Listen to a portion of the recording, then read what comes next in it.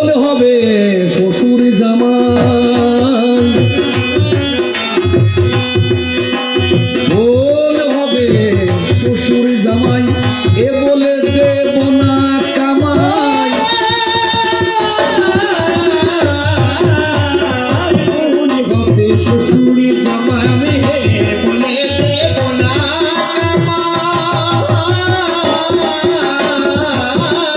আমার শ্বশুর মশাই প্রণাম জানাই, শ্বশুর মশাই প্রণাম জানাই।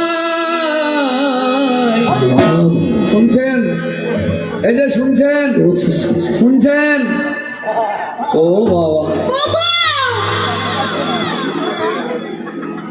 এইদিকে দেখেন, একবার পিছন ঘুরে দেখুন।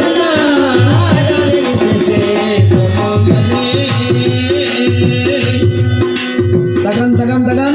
হ্যাঁ, আচ্ছা, আমারে গো শ্বশুর বাড়ি, দেখো জামাইয়ে গো শ্বশুর বাড়ি, ভুলে গিয়েছি মিষ্টি রাঁধতে হাড়ি। জামাইয়ে গো শ্বশুর বাড়ি, ভুলে গিয়েছি হাড়ি। দেখো জামাইয়ে গো শ্বশুর বাড়ি, ভুলে গিয়েছি মিষ্টি রাঁধতে হাড়ি।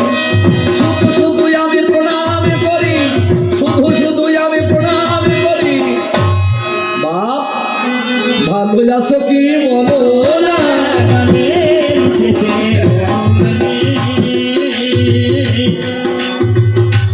কে রে বাপু, এত 14 পুরুষের কুটু? আমি জামাই, জামাই গো, তোমার জামাই।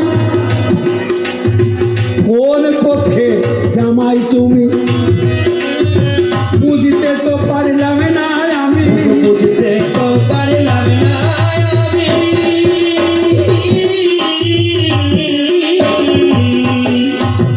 কার মেয়ে পেয়েছ শুনি, কার মেয়ে পেয়েছ তুমি? প্রকাশ করে বলো না। আব্বা, তুমি মরে দিলে কথা,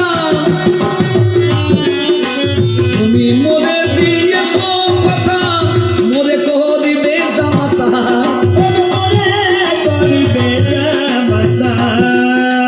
বৃন্দাবনে গেলে কথা, বৃন্দাবনে গেলে কথা, ভুললে কথা চলবে।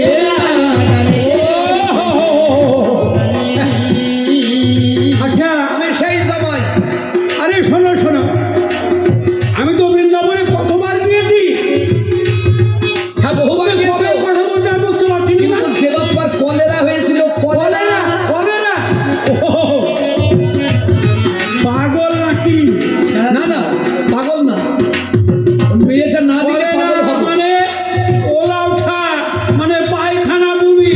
হ্যাঁ হ্যাঁ হ্যাঁ। জন্মিকালে কন্যা পরে কতজনের কথা কাম্বল ছেড়ে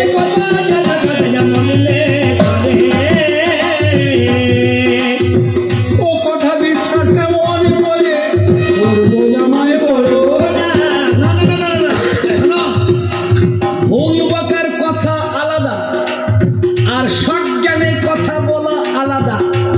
এখন দেখছি তুমি যা যা বলেছিলে, তোমার যে দুটো ঘর সেই ঘর, ওর পাগলা উঠানে কোন গাছ, হ্যাঁ সেই গাছ, ঘরে বুড়ো শাশুড়ি, হ্যাঁ, আর যেটা আমাকে বলেছিলে দেবো সেটাও তো দেখছি ওই জন্য মনে হয় ঘুর ঘুর করছে।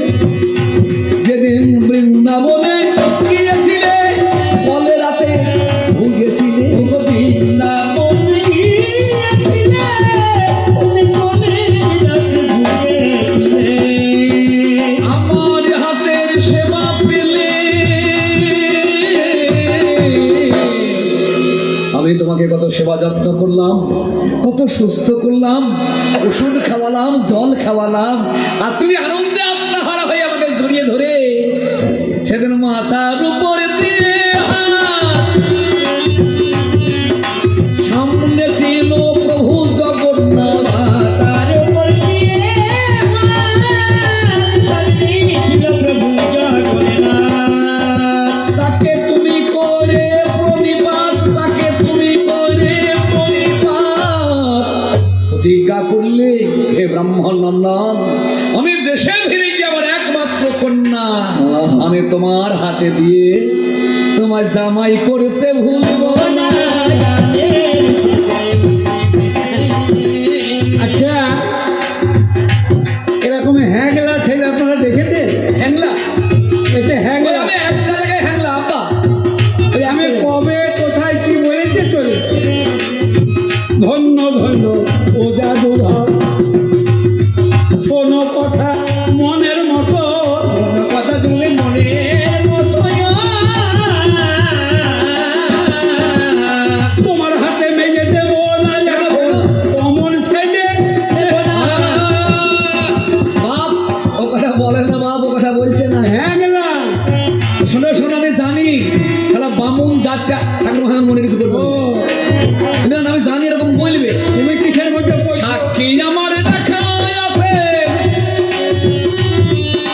সাক্ষী আমার রাখাই আছে, কেন কথা বলবো মিশে বলে জানিব কথা বলবো নিয়ে যাবো তোমায় তাহার কাছে। শোনা, জীবনে কোনোদিন আমি মিথ্যা কথা বলবো না।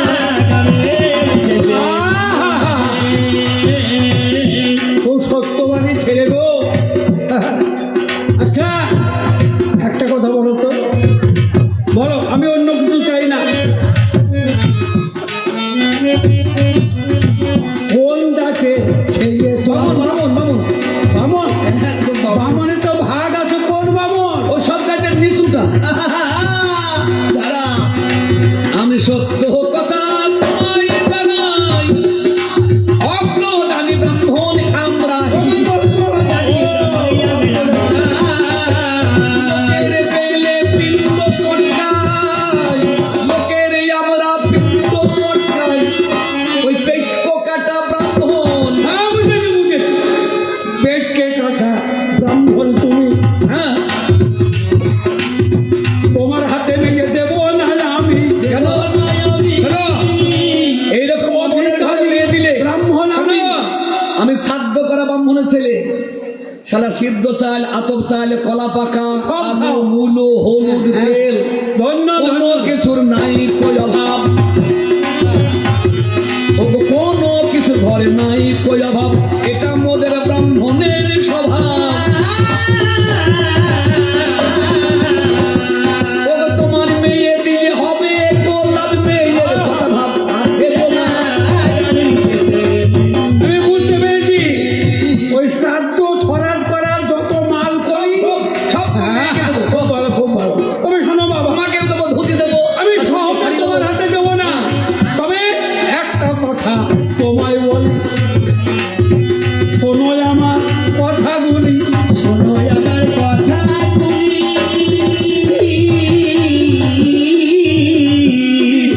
সাক্ষী এনে দেখাও তুমি, বললে আমি শুনবো না। সাক্ষী, সাক্ষী, একটু পরে যাবো, একটু পরে যাবো। ওই একটু পুরি যাব কেন কেন? পুরি তোমার যাব মেয়েটাকে দেখে তবে সে খাইলাম। আগে তোমার মেয়েটাকে একটুখানি দেখবো, দেখাও মেয়েটাকে। আমি না দেখাবো, আমি না দেখাবো আমি না দেখাবো আমি না দেখাবো আমার মেয়ে দেখতে পাওয়া হলো স্বভাব। বাপ, একটা কাজ করো, তোমার পায়ে পড়ি। ঠিক আছে, মেয়ের মাকে দেখিব, মেয়ের মাকে দেখিব, মাকে দেখিব মেয়ের মাকে দেখিব ওরে তার পহরেতে বৃন্দাবন সাক্ষী আনতে যাবো। মেয়ের মাকে দেখিব ওই মেয়ের মাকে দেখো একবার। আচ্ছা আপনারা বলুন, মেয়ের মাকে দেখবে? হ্যাঁ, না তোকে মেয়েকে না দেখো, ও মাকে দেখো। না না না না, সত্য কথা তোমার কাছে জানাইয়া যায়। মেয়ের মাকে গেছে বাপের বাড়ি, আমার বাড়ি। মুখে বাসি ছাই, আমার মুখে বাসি ছাই মুখে বাসি ছাই আমার মুখে বাসি ছাই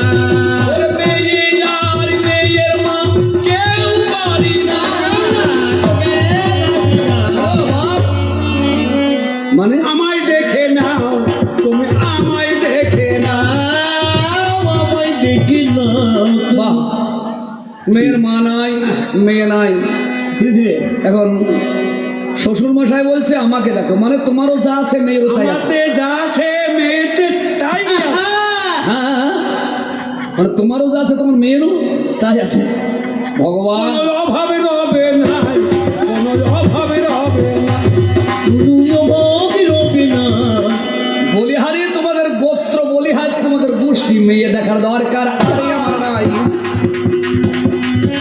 আমি হরি বলে বৃন্দাবনে এবারই চলে যাই। আমি হরি বলে বাহু তুলে বৃন্দাবনে যাব, সেই রাধা মাধবের কাছে সব কথা জানাবো। যিনি হোকালের পরকালের সাক্ষী জনার দম, আমি তার কাছে গিয়ে এবার দিলাম দর্শন। আমাদের কবি গানে দুইজনে তিনজনে নাই, উনি মদন মোহন সেজে যতনে দাঁড়াই ঠাকুর গো।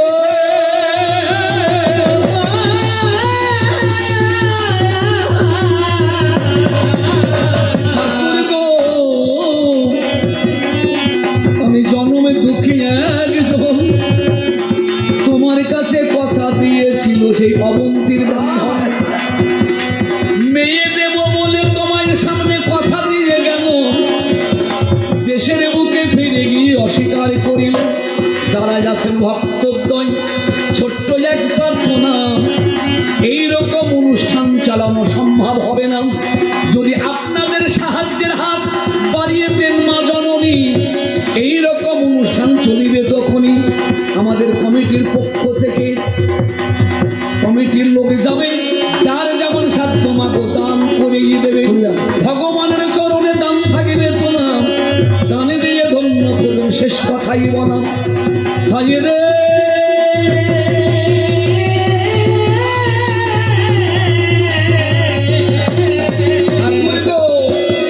আমার ঘরে তোমার ভাই, একটু সাক্ষী দিতে যেতে হবে, কি কব তোমায়, তুমি নিজের মুখে সাক্ষী দেবে তবে মেয়ে দেবে। ওই আমার শ্যাম সুন্দর, আমার কথা নেবে তুমি, তোমার কথা মেনে নিলাম আমি, সাক্ষী দিতে এবার যাবো আমি। আগে আগে যাবে তুমি, পিছনেতে যাবো, মনোবাঞ্ছা তোমার আমি পূরণ করাবো। এইবারে তোমার কাছে আমি বলে যাই, পিছন দিকে তাকালে আর যাবো নাই। আমি টাকা বোনা হে ঠাকুর বলি যে তোমারে তাদের টাকা দিয়ে হারুন ছোট করে কথা হা। আমি তারে আগে এক কাজে বলি করবো যদি আমি রাগ অনুরাগ মিশাইরা তাদের পুরি বানায়া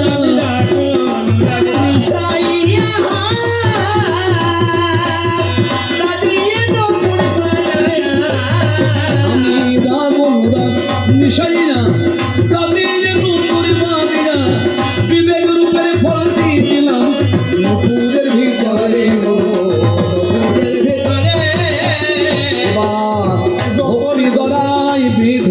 ভক্তি দরাই বেঁধে দিলাম, ভক্তির দরাই বেঁধে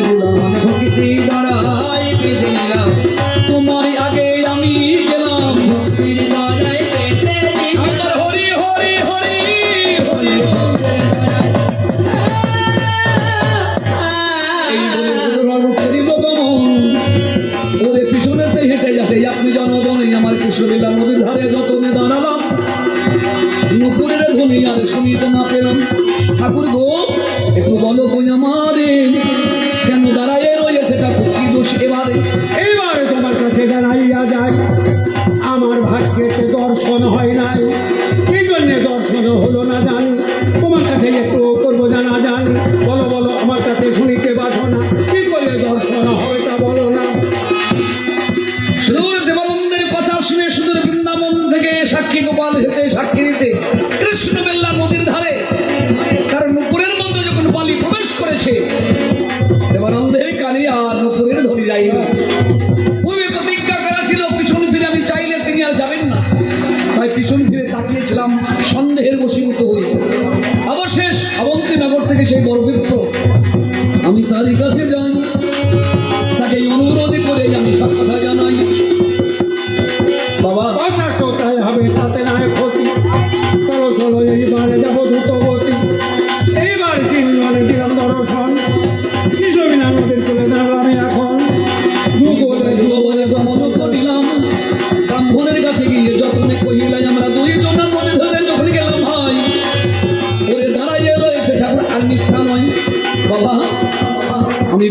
ব্রাহ্মণের সন্তান,